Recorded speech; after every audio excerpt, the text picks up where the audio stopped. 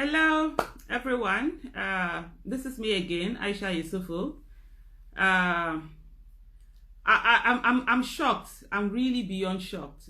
Just this morning, my husband was saying to me, "Oh, there's been another kidnap. Did you know about it?" I was like, "What kidnap again?" Apparently, it's the 84 or 74 students were taken away from Islamia school, and whether yesterday or the day before yesterday, I was a bit limited on social media yesterday. I just went in. I was quite busy doing some things, and just seeing the fact that students have again been taken away, this time from an Islamia school. So what the terrorists are saying, that it's only Boko, that it's haram, it's not it. And here we are again. And the question I'm asking, when is the president going to resign, or when is the president going to be impeached? Are we going to sit down and continue like this, everyone becoming a victim? A lot of people have been paying ransoms, people have been taken away from their houses, and now the bandits have gotten brazen, and they've gotten to a place whereby right now what they're doing is that they're picking children from school, and then of course something got to exchange hands one way or the other. And what are we setting? What kind of precedent are we setting with this thing that we're doing? What kind of message are we sending to the terrorists, where they pick our children and then we go and meet them? It may be money exchange hands or whatever it is that happens, and then that's it. Nobody is going after the terrorists. Nobody is going after them. Nobody is fighting them. Nobody is putting them down. It just seems as if Nigeria has folded its arms, and there's no military, there's no commander-in-chief, there's no chief of army staff, there's no chief of naval staff, there's no chief of air staff, there's no chief of defense staff, there's no NSA, there's no DSS, there's nothing. Oh, there's DSS when it is time for protest. DSS are very good at picking up people and preempting them and saying that they're going to bring down the nation by protest or the other, but DSS are nowhere to be found when you need them to go after kidnappers, when you need them to go after terrorists, when you need them to go after bandits or whatever it is that they decide to rename them to make them look good. Where are the DSS? Where are the intelligence community? Where is DSS? Where is DMI? Where is the intelligence arm of police and all of that? We're spending so much money paying people to do this. In other countries, the people who are part of DSS, who are part of intelligence community, are usually the best. They go to universities. As soon as the best are coming out, they start recruiting them. They get them in. But here in Nigeria, what do we have? It's let my people go. It's man no man. It's nepotism. The last time we heard there were reports of recruitment into DSS, and the fact that such a humongous number of them came from the north, from the northern part of the country. When it comes to education, we are told the north is an educationally backward region, but when it comes to employment, it's no longer like that. And this is what it is now a matter of, is it my people? And this just doesn't happen in the north. There are certain also agencies where certain people from certain region, they will all have their people coming, and at the end of the day, Nigeria is suffering. Yes, it's suffering because you have a lot of dull people in intelligence community, and they don't know how to gather intelligence. All they know how to do is to wield their guns, is to harass people, is to harass protesters, is to collect salaries, is to feel good that they're DSS and they're all of that, and they do nothing. And guess who is suffering? The whole of us are suffering. The whole of Nigeria is suffering. This is not just an issue happening just in the north, because your money is being used to fight the war. When they collect the oil, they're going to give budget to military, give budget for defense. It's your money that is being used. So we are all suffering. Everyone is suffering. There's no one person who is not suffering. And then you wonder, what is the incompetent, clueless, corrupt, inept, and a failure of Commander-in-Chief still doing in office? The Commander-in-Chief went to his home state, Katsina, and on the night he got in there was abduction. It simply says that the terrorists know we don't have a president. The terrorists know that we have a relic, not a president, not a commander-in-chief. And I see some people who are so concerned about respecting the age of the president. Who would respect EP? I'm 47 years of age. I'm old. There are people that I'm older than with 47 years. Let's even say 40 years. A 7-year-old can call me out if I'm doing the wrong thing. If the only measure of respect I have that for a 7-year-old to respect me, or a 30-year-old today, I'm 17 years older than a 30-year-old, anybody who is 30 years old, if I do anything wrong, call the freaking hell me out. If the only respect that I have is that, oh, I will tell you that, oh, I'm older than you, I'm 17 years older than you, oh, you are 20, that means I'm 27 years older than you, you must respect me. That is bullshit to depict us, and it's as in bullshit. If that's the only the criteria I have for me to be respected, that's nonsense. That is absolute nonsense. If I have not done anything as a human being to be respected, then there's nothing to be respected about. And I see Charles Ogeolisa. How are you, Charles? Please stay safe. Please don't get yourself kidnapped. Muhammadu Buhari doesn't care. He will never talk about you. Your families will be the one that will suffer. And by the way, you said God forbid. No, God will not forbid, because the other people that have been kidnapped, they also pray. And like I always say to you, yesterday's victims were once survivors. Today's victims were yesterday's survivors. And tomorrow's victims would be today's survivors. The question I always ask is, who is next? And let me tell you something. Those who have been killed will not be killed again. The next to be killed are those of us who are alive. Who is next? Let me tell you again, that the victim card in Nigeria is going round, and it's falling on everybody. And also, being a victim in Nigeria is no longer a matter of if, it is a matter of when. You know, before you say, if you become a victim, no, it is when you become a victim, because it is not a matter of when for Nigerians to be victim. The victim card is going around and is looking for whom to follow. That's just a simple fact. And another thing also is that it is turn by turn Nigeria Limited. When this one is done, another one is done. When it happened to Buniyadi, Chibok didn't know it to be their turn. It became the turn of Chibok. Dapchi didn't know it to be their turn. It became the turn of Dapchi. Kankara didn't know it to be their turn. It became the turn of Kankara. Now we are hearing 74 students have been abducted from an Islamic school. I don't even in Katsina. I don't even know where that came from. So this is what is going on. And today you see a lot of people saying the North remembers. The North remembers. Why is the North not making demand? Is it because you have one of your own in power that it's so important that you don't care? The Father. Obianuju Demian, thank you so much for your prayers. Thank you. Thank you. Amen. Amen. Amen. And God bless you. Where is the North? The North is sitting down and saying they remember. I don't even know what they say they remember. Half of the hashtag, half of the demands that come are always coming from the southern part of the country. And if you know me, I am one person who has no allegiance to the North and the South. Every part of the whole nation, we have failed ourselves. We are all the same incompetent citizens also who refuse to hold government accountable. So I'm going to talk about anybody. I'm a Nigerian from the South, born in the North, and I have no loyalty to any region of this country. My only loyalty is to Nigeria and ensuring that Nigeria gets the best that it needs to get to. So today, if it's going to be the North, I'm going to call out the North. If it's time to call out the South, if it's time to call out the Niger Delta region, I'm going to call out any region. And so for me, like my mom will always say, nobody wins in my court. It's as simple as that. I don't have loyalty to anyone, anybody, anywhere. My loyalty is always to the truth. And as much as possible, that's where I want to maintain. You might like me today, tomorrow you might not like me. It's perfectly okay. You might not like me today, tomorrow you might like me. It's perfectly okay. You might never like me. Fantastic. You might always like me. Fantastic. At the end of the day, the truth is the truth, and we must consistently ensure that we're always speaking the truth. And today I call on the hypocrisy of the North, and I say to you, shame on you guys. Shame on every one of the educated Northerner. And I say this without mincing words. For those who say they're going to kill me, at the other time, that was what I did in Hausa. A lot of people were asking, okay, what was it you were saying in Hausa? For those who said you're going to kill me, they're not born you well if you don't kill me. Please hurry up. Those who say they're going to slit my neck, please hurry up. Who is afraid of death? I'm a Muslim. I'm not afraid. We're brought up never to be afraid of death. The only thing that we are afraid of is the fact that we die not in faith.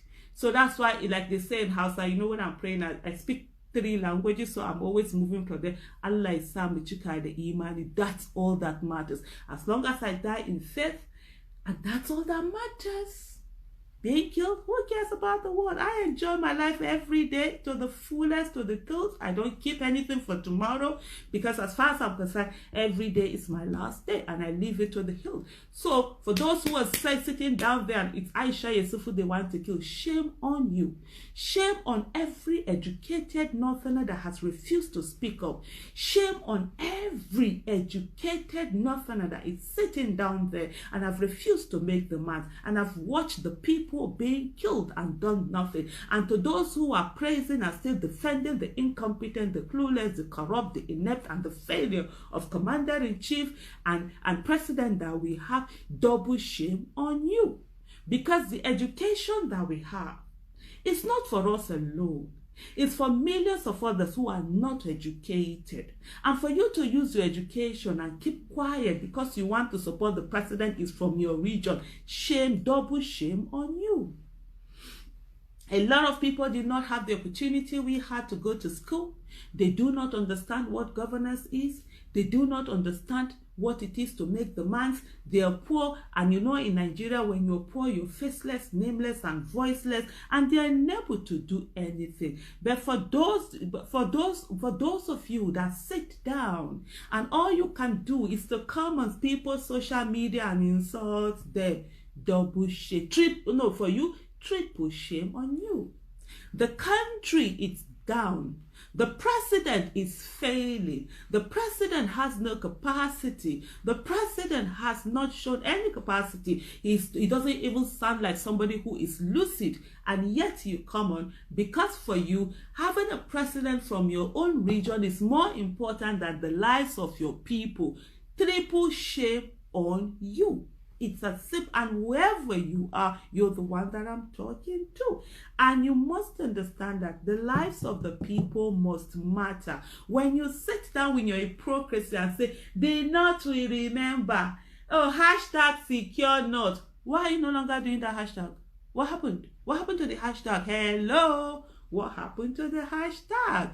Are you no longer securing North? Oh, NSAS has finished, so you no longer want to secure North. Where are your voices? You tell us you are the Kardashian state. Oh, it's time for election. You're all over the place. It's time for election. And what? Guess what? You're here, you're there, you're voting, you're showing us numbers, you're bringing millions. But when it's time to protest or make demands, you no longer have numbers. You no longer, you cannot even even if you don't come out to protest. For those of you that suddenly say protest is haram, why are you not ensuring your hashtag is going around the world? Why are you not ensuring that the whole world is focused on what is happening, the atrocities that are being meted out in the north? Why are you hiding the fact that women and girls and women are being raped by these terrorists?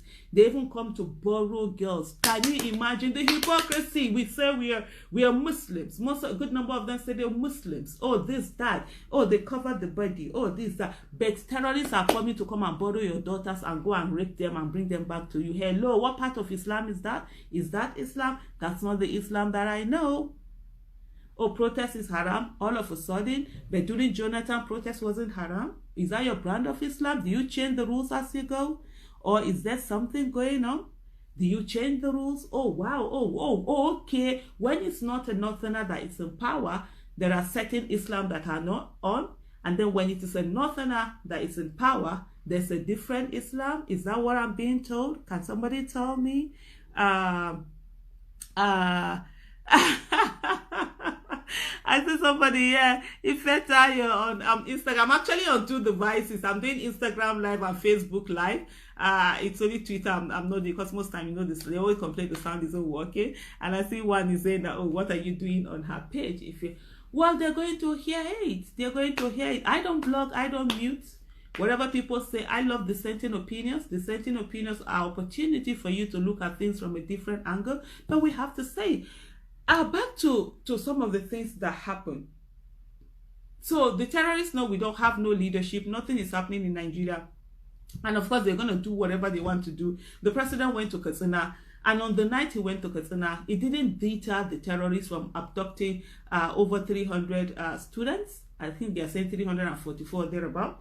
It didn't stop them. They knew there was no security in that state. They knew they could do what they want to do. And I think this should worry every one of us. For those of you that are in Abuja and you think you are safe, I pity you. We are not safe at all. I see when they come and they are saying, I think Femi Adesina is said to be on TV talking about the fact that, oh, this bombing used to happen every day and all of that. Femi Adesina should just shut up. Just zip it. But then Nigeria is a country where people don't remember. In a few years, Femi Adesina will be done with government. Then he'll go and get a TV show and he'll be spewing all sorts of things. Nigerians will never call people to order. What do you mean by bombings used to happen all the time? Is it the bombings are not happening now? Is it a strategy? Is it something the government did, or is it change of strategy on behalf of the terrorists? They've decided to take over the hinterlands. They've decided to leave the cities for us and take over the city. Can you ask yourself, in everything that you do, are you confidently confident that there's something the government is doing that has stopped the bombings? Or is it that the terrorists just decided to stop because they were doing something much better? They've gotten hold of the villages and all of that. They are ruling. People are paying taxes to them. We've ceded governors of certain places to them, and they are doing what they want to do, how they want to do it, when they want to do it. And that's why you see that the president will come into the state, his hometown, and the terrorists will still go on and abduct. And the president, and the so-called president and commander-in-chief, is not even angry enough. I can imagine myself, Aisha Yesfu, as commander-in-chief of this country, and then I go to a particular place, and then the terrorists attack. In short, we will raise the whole ground. Let us raise the ground. How is it that she has the capacity to make videos? What is our Air Force doing? Will we not go down there and ensure everywhere? We died there. But here we are, a whole commander-in-chief. Usha, what am I even talking about? Last year, the president went to Borno, and few hours after the president left Borno, guess what happened?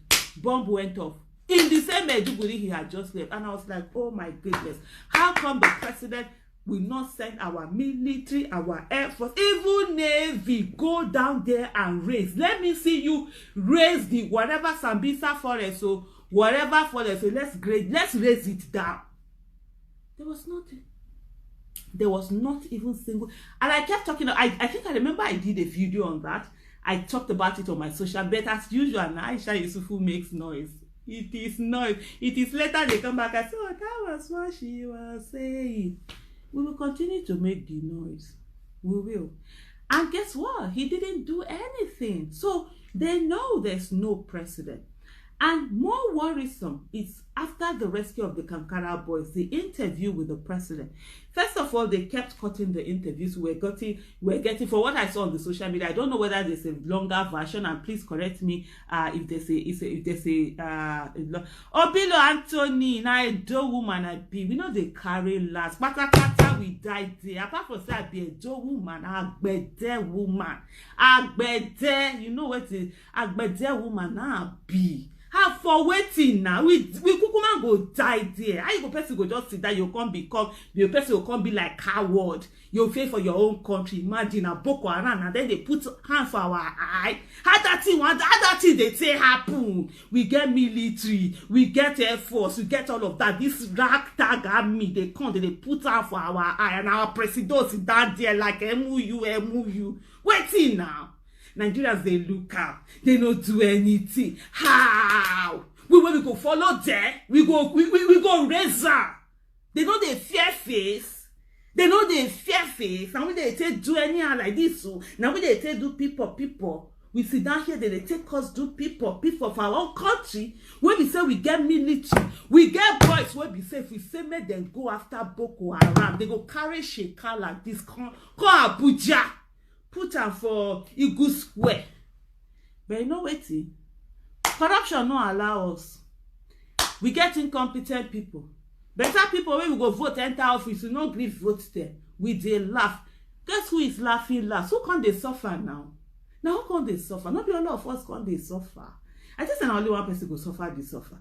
when they talk, I just say now only one person. No be all of us come, they suffer, they suffer. You sit down, now many people now, they don't fit travel for Christmas. We born there. Now road, you want follow, where kidnappers they don't car for there, they look for who they go take. In short, kidnappers know they buy Christmas goods. Now human being they take 2 Christmas goods. They will carry you finish, they will collect money for your family. Money where you don't say, where you don't they gather small things, where you don't manage, don't buy some things. You can't begin to sell there because of say insecurity. All of us will they feel her now. So back to, from time to time, that PG, you get some things where you want to talk. Now only for PG, now the thing they flow. Proper English, the thing know the flow. You get some craze where you want craze. Now for PG English, now the thing the flow. So back to what I was saying. So there were just these cuts. That was what I could see, and you could see there were just seconds of these videos of the interview that was done by the president with an NTA reporter. And by the way, one of the things that I've been saying to journalists is the father, why are they not outraged that the president isn't speaking to them? Why are journalists meeting citizens and asking them for solution when they are supposed to meet the people in office and say to them, what are you doing to protect the people? What are you doing to govern the people very well? What are you doing to ensure that there's good governance, accountability, and transparency? Where are all of these things?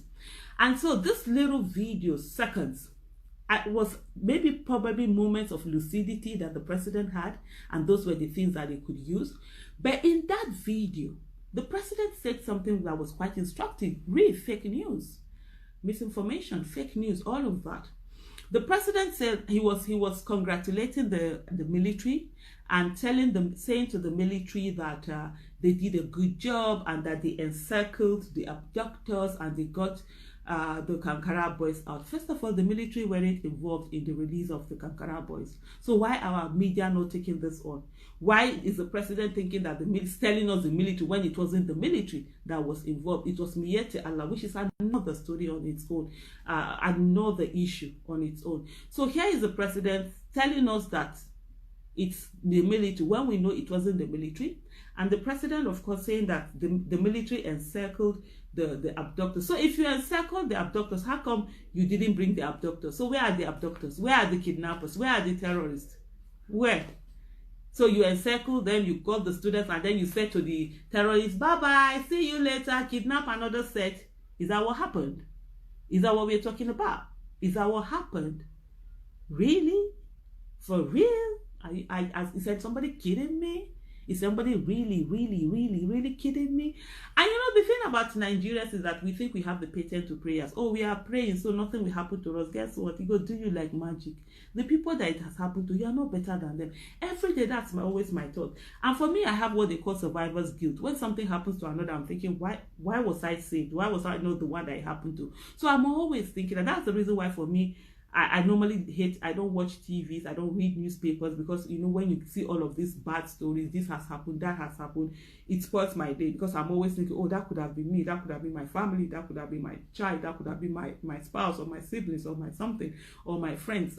So it gets me off. So I rather stay away from watching all of this. It's even my being on social media that have really brought most of these things to my table. But it's important for Nigerians to understand that, look, sitting down and doing nothing, it's not going to solve any problem. You're not going to pray your way out of this. God has given us everything to be a great country. So sitting down and praying to God to come and solve the problem is the most foolish thing I can ever think of any one of us doing. Why? Because God has given us everything to be a great nation, and God will not do for us what He has given us the capacity to do.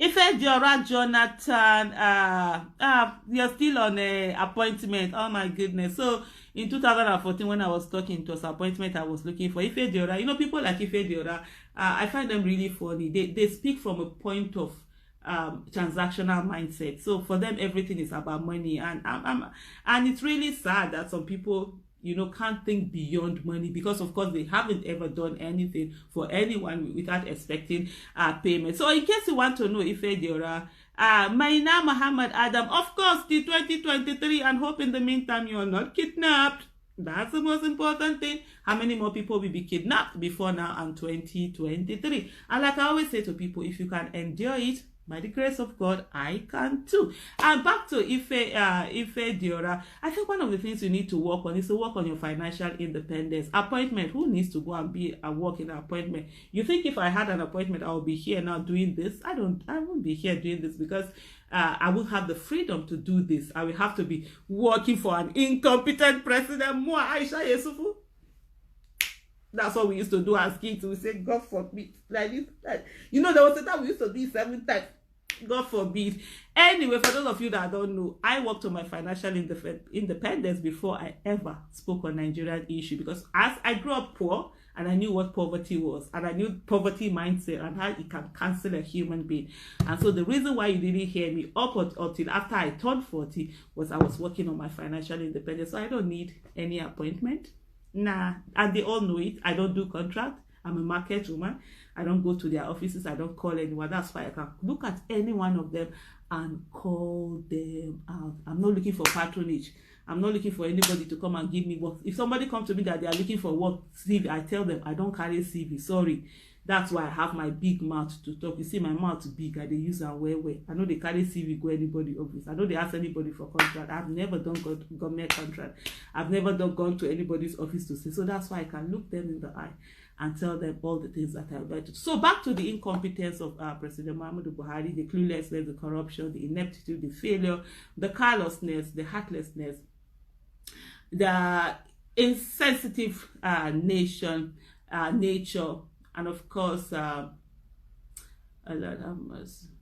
this nation. We're really going away, and we don't know we are going away. We are busy trying to get one thing or the other. Let me. Oh, somebody represented. Oh, yes. Jennifer Dazzling Hill. It's Sako fully represented. My vote, oh, Mayana. It's Sako people. Mayana. Fully represented. And if you ever know an Isako person, an Isako person will look you in the eye and tell you the truth. We might not have much. We don't have much when it comes to material things and all of that. But when it comes to mouth and saying the truth, Emma Hamena Amegwe. Oh, lolo. Anagbona mahatugemo emahegwiroro. Mami matonugemola, whether they like it or not, they're going to hear the truth. We're going to say it the way it is. We're not going to be mindful of what anyone is talking about or thinking about. It's going to be ensuring transparency, accountability, and good governance. And those are sacrosanct, and we must ensure that we get them. Today we have a National Assembly that does not even know what it is there for. And you know, I don't blame them. You know why I don't blame them? It's not we that ended up putting them there. And they know that the members of the National Assembly, or the legislative arm in short, know that the only reason why they got into office was because they belonged to APC or PDP. If they had tried to get into office using other parties, they wouldn't have gotten there. So their loyalty is not to you Nigerians. Their loyalty is to the people that gave them the party tickets. They know you didn't vote for them because most of you decided that, oh, I don't want to waste my vote.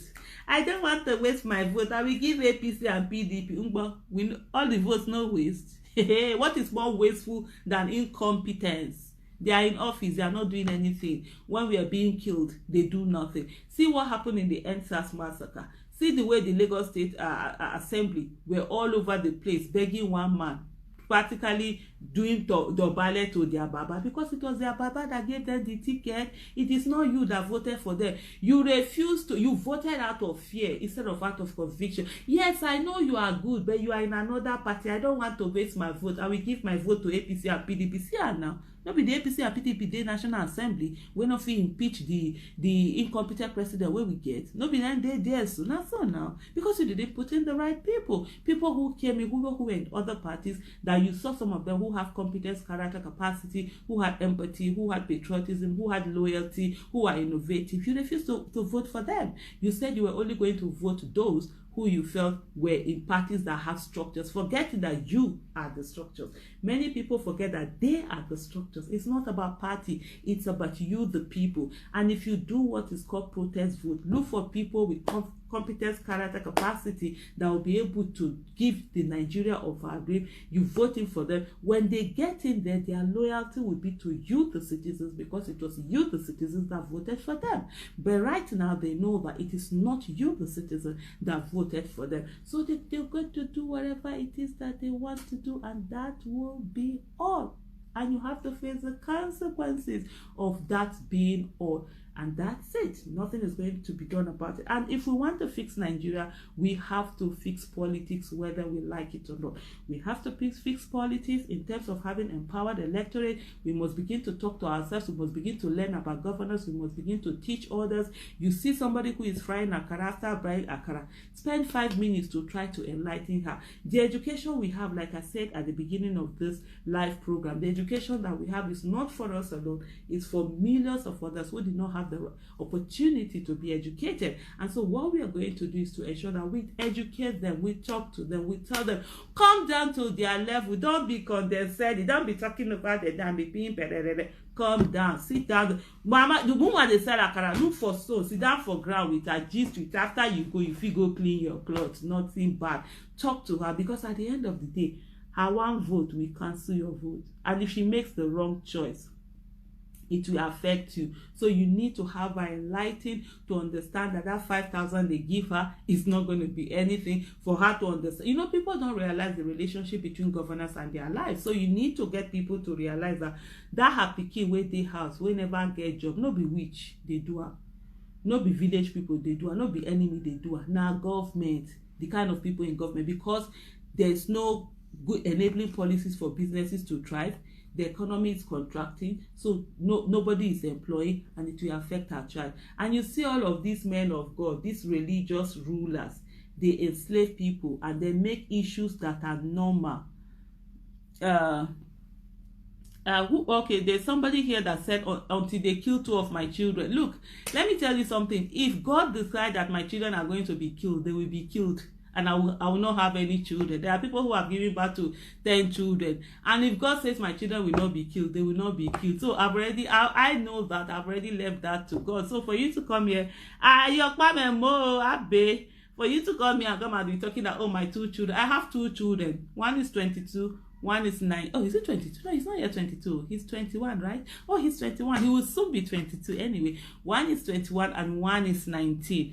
And look, life is life. If God says they're going to die before me, they're going to die before me. If God says I'm going to die before them, I'm going to die before them. But guess what? We would never be quiet. We will never be quiet because anyone threatens us. I was trying to get the name of the person who just said that, and I didn't get. Absolutely, Buhari must go, and Buhari needs to go. That's as simple as that. So back to what I was saying. So there's that need for us all to sit down and begin to educate people, to tell them what is going on, to let them know what politics is all about, what governance is all about. And we all have a circle of influence. We have circle of influence. Every one of us, our village people, you send money for them, you send money to pay school fees. You send, why is this? I'm saying it's okay. The Instagram was a bit blurred. So you send money for people to pay school fees. You send money for people to pay health, but you never make demands. You never talk to them about governance. And guess what? They will continue to vote in the wrong people and continue to mount problem on you, because all of these things, sending money for school fees and all of that, that is what government is supposed to do. And like I always say to people, I don't want to help you. I want you not to need my help. I don't want somebody coming to meet me and say, oh, Aisha, please, my children have not been able to pay school fees. Guess what? I'm fighting for you not to have any need to pay school fees. If we had good quality education being given in our public primary and secondary school, who will go to private schools? There won't be any need. The government is supposed to provide good quality education at primary and secondary school level. It is university that people are supposed to pay. For me, our university education right now, it's one of the most cheapest in the world, whether we like it or not. And then we're doing this, at the end of the day, the people that we need to really get educated, where we need to focus on getting people educated at the primary and secondary school level, we've abandoned them. And people are getting low quality education. And then guess what? They get to university. Most of them don't even get to university. And then this low quality education is affecting us all, because the education at the primary and secondary school level are supposed to be for the society.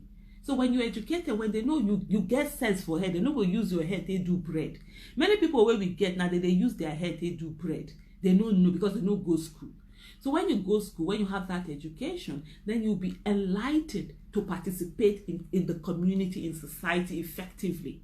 And so university education is normally for specialization, and it's normally for the individual rather than the state. Yes, it's still good for the state, but it's more for the individual. And so you find out that a lot of countries, they focus on primary and secondary school education, and then make the university is quite expensive. And then you have people who are from indigent home, they are very brilliant. That's why you get things like student loans, scholarships, and grants, and all of that coming into play. And there are different kinds of scholarship in terms of art scholarship, academic scholarship, sports scholarship, and all of that. Our universities need to be truly autonomous, financially autonomous. All of this depends on government. It's almost a year now that students have been at home. I've seen some people who have been. Oh, that will be another video that I will do on the issue of ASU, and the fact that the Nigerian students normally. Students are the ones, they can shut down a nation, shut down an economy. But yet today we see Nigerian students, the association that is supposed to be fighting for Nigeria, the NANS, they are busy playing with politicians. In 2019 election, NANS ASU strike was going on. The president of NANS and the ESCO of NANS went to meet Buhari and told them they were going to give him 50-something thousand youths. And then somebody think that he's by insulting me that I will come out and make demands for you. Call your mom and your